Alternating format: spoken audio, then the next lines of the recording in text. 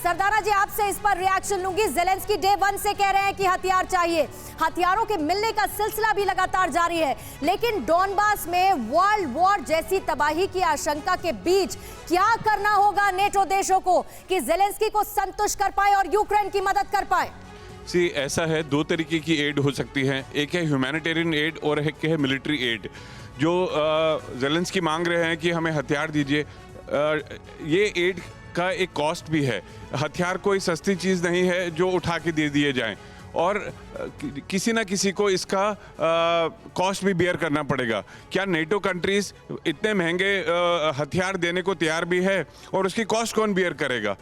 ये बात भी है। ये नहीं है कि श्रीलंका तो प्रोफेसर संजय भारद्वाज साहब, उकसाया गया यूक्रेन को, तब तो ये सोचा गया होगा ना कि इसकी नौबत आएगी और फिर हथियार देने पड़ेंगे, तो इसकी तो तैयारी हो गई होगी। देखिए, मैं एक बात साफ कहना चाहता हूँ, पहली बार ज़ेलेंस्की हकीकत बयान कर रहे हैं। पहली बार, अभी तक हवा में थे, नाटो और अमेरिका के दम पे उछल रहे थे। अच्छा। पहली बार उन्होंने इस हकीकत को समझा है कि रूस से लड़ने के लिए आपको हथियारों की ज़रूरत है। और मुझे लगता है ये भी समझ रहे हैं कि भाई अमेरिका और नाटो क्या चाहता है। वो चाहता है कि सालों चले और रूस और यूक्रेन आपस में लड़ते रहें और वो आराम से अपने हथियार भी आगे बढ़ाते रहें, अपनी रोटी सेकते रहें।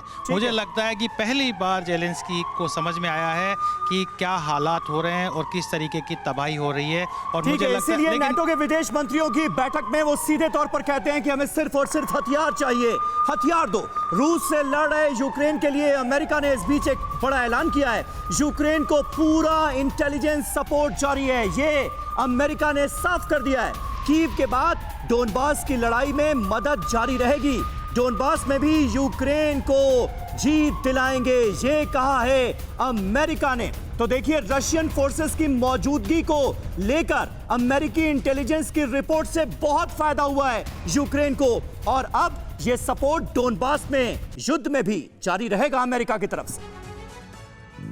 और एक बार फिर से यूक्रेन को अमेरिकी असिस्टेंस इंटेलिजेंस के लिहाज से मिलने वाली है, और ऐसे में आपको बताते हैं क्या कुछ इंपॉर्टेंट पॉइंट्स हो सकते हैं। वैसे तो अमेरिका और यूरोपीय देश खुलकर रूस के खिलाफ मैदान में नहीं उतरे हैं, लेकिन यूक्रेन को अच्छी खासी सैन्य मदद जरूर मिल रही है। आइए आपको दिखाते हैं कि अमेरिका से अब तक ज़ेलेंस्की को क्या कुछ मिला है, अमेरिकी मदद क्या मिली है।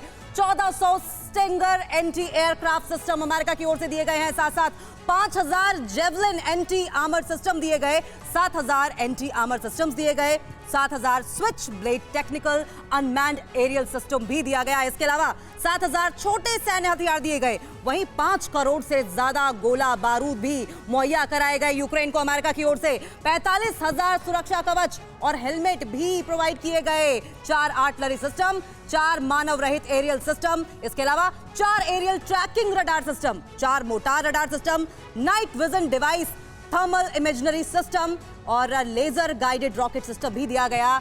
मानव रहित एरियल सिस्टम भी अमेरिका की ओर से यूक्रेन को दिया गया है।